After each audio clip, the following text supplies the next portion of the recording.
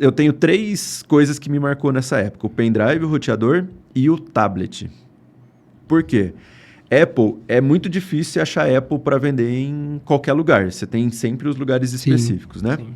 E o Walmart, por ser americano e ter contrato americano, também tinha contrato no Brasil para poder representar a Apple aqui. Então, tinha um standzinho da Apple dentro lá do Sam's Club, não sei o quê. Puxamos esse contrato para dentro do e-commerce, trouxemos e falamos, cara, nós vamos vender a Apple aqui também. Deu uns BO lá, conseguimos vender. Ia lançar o iPad, eu não lembro se era o 2 ou o 3. Ia lançar o iPad e tal, e aí falamos, não, deixa a gente participar. Não, nenhum e-commerce faz isso e tal. Não, mas a gente tem contrato, deixa a gente participar. Tá bom. Eles colocaram 1000 regras. Não se vendia, então, Não. iPhone por e-commerce nessa época? Não, era Nada. tudo loja física. Você tinha que ir lá e comprar. Então, você tinha Tu foi o primeiro, cara. né? Então, você tinha muito FENAC, por exemplo, que vendia Legal. muito, né? Tinha vários... O próprio Walmart em si tinha, mas como era lançamento, eles não queriam colocar isso ali. Ali tinha... A própria Apple tinha e-commerce, não tinha? Tinha. Não no A Brasil. própria Apple- não, no Brasil não. Não. Eles vendiam muito pouco no Brasil naquela época. Não era uma coisa que eles olhavam com Não. babando, Não. não. E aí eu trouxe eles e tal, eu falei... Aí eles, não, porque não sei o quê. Eu falei, cara, consegue uma quantidade mínima, vamos fazer um teste. Faz um teste. E eu lembro que, sei lá, era alguma coisa em torno de 40 ou 50 unidades que a gente conseguiu, porque tinha modelos diferentes, Sim. né? Então tinha com 16 GB, com 32, 64, com Wi-Fi, com 3G, não sei o que e tal. Conseguimos lá uma quantidade. Beleza. Eles, cara, as peças têm que ser todas aprovadas por nós e não sei o que. Fizemos. Colocamos o site do Walmart todo com Apple, no detalhe que eles pediram, todas as peças, descrição, tudo e tal. E a venda sempre começava à meia-noite. Organizamos tudo e fiquei lá. Fui trabalhar 8 horas da manhã e fiquei até passar a hora, né? Passar a meia-noite para habilitar os produtos, porque não podia habilitar antes para vender. Habilitamos produtos quando deu meia-noite. Nessa época, é que eu realmente não sei, velho, mas a forma de compra de tráfego que vocês tinham, vocês usavam principalmente o quê? E-mail. O e-mail marketing E-mail era só? muito forte, mano. Muito forte. Muito. Entendi. Legal. No e-mail a gente sempre comunicava as ofertas, mas comunicava também o que viria, entendeu? Entendi. Então a gente fez uma comunicação antecipando que iria ter iPad no Walmart.com à meia-noite do dia O povo tal. já tava Tava doido, louco, já. porque era difícil de achar. Eu não lembro se foi nessa ou se foi em outra, mas a gente fez uma ação também que o cara ia receber no mesmo dia. Nossa, cara. Então, assim, tipo, comprou. Você tá em São Paulo, você vai receber no mesmo dia, porque a venda era aqui, não era espalhada. E aí também foi uma coisa que vendeu bem. Mas aí nessa ação, cara, eles não acreditavam que a gente ia vender. Eles falaram, não, tá, eu vou colocar aí, depois a gente resolve esse problema, porque vocês vão ficar com estoque. Eu falei, não, a gente vai vender, cara. Resumo, abrimos meia-noite. No outro dia de manhã, quando a galera chegou, eu tava lá ainda. E a galera chegou, tipo, a nossa meta de vendas do dia era, tipo, sei lá, 1 milhão. A gente já tava com mais de 50% da meta. Porque o tablet era muito caro. Entendi. Entendeu? Então, eu cuidava de uma área que era coisas de vender de 19. Era assim, era acessório, né? Então, o Era coisas notebook em si não baratinhas. era comigo, era com outro comprador. Então, notebook, monitor e computador era com ele. Todo o resto de informática era comigo. Então, mouse, o pendrive, o roteador, a mochila, cabo, tudo isso era comigo. Só que aí o tablet encaixou na minha mão.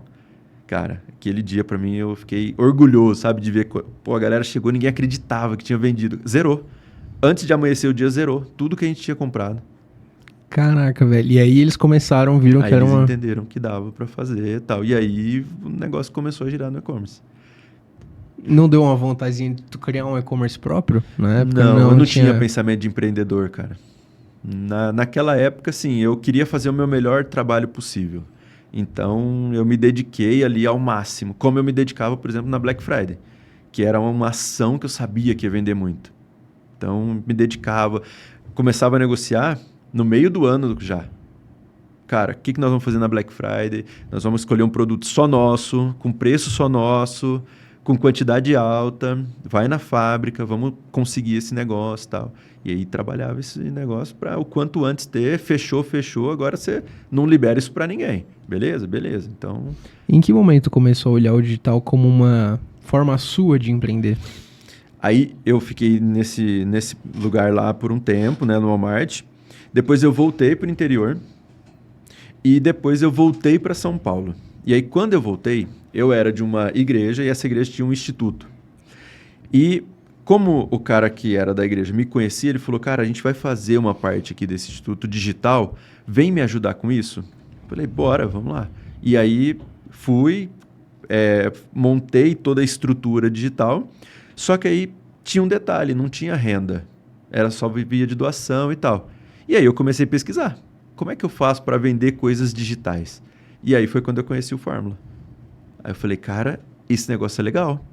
Olha a estrutura. Eu comecei a ver os lançamentos. Eu falei, cara, essa estrutura é maravilhosa. É uma conversa que você vai indo, tá, no final a pessoa está desesperada para comprar. Beleza. Aí fui e falei, vamos comprar isso aqui, que isso aqui vai resolver. E aí compramos o Fórmula e eu apliquei nesse instituto e a gente conseguiu fazer já no primeiro 100 mil reais.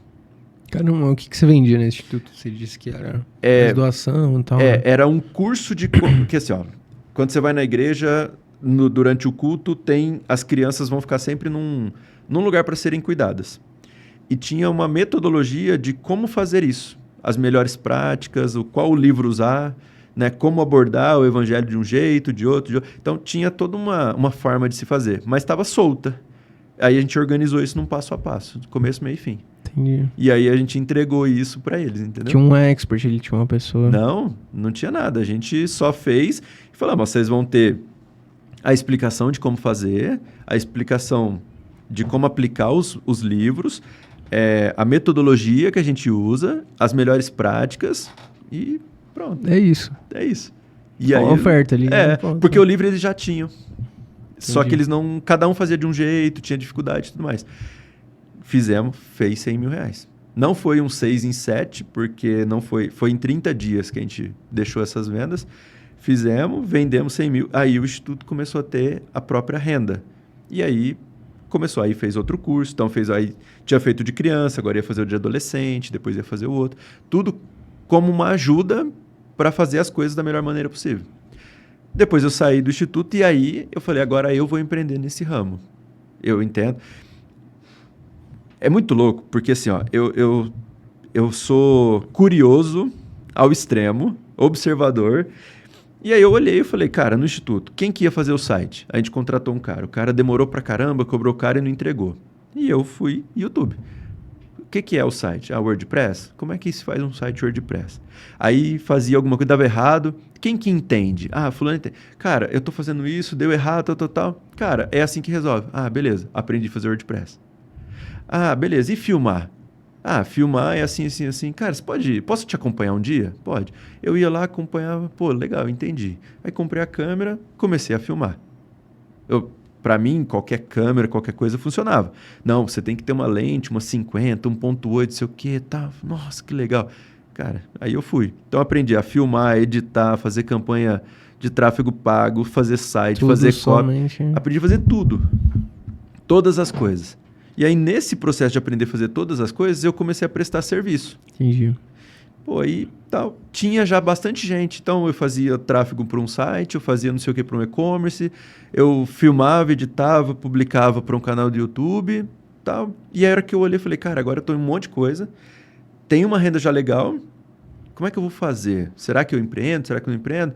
Vou empreender, vou começar a contratar. E aí, eu comecei a ir atrás das pessoas.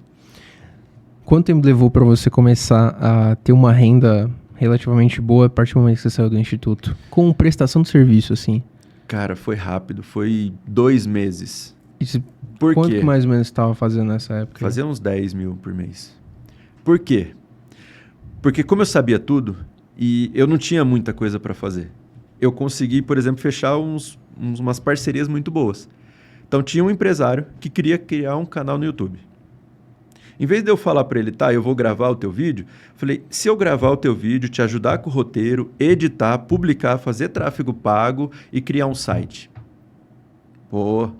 Muito mais do que eu queria. Legal. A gente pode fechar, então, 6 vídeos por mês, né? 4 vídeos por mês, só que eu gravo você a cada 2 meses? Pode. Então, beleza. Eu ia lá em São José do Rio Preto, gravava o cara, passava 2 dias com ele, gravava 8 vídeos, voltava, e aí cada semana eu ia editando e publicando. Só que por mês ele me pagava 10 mil.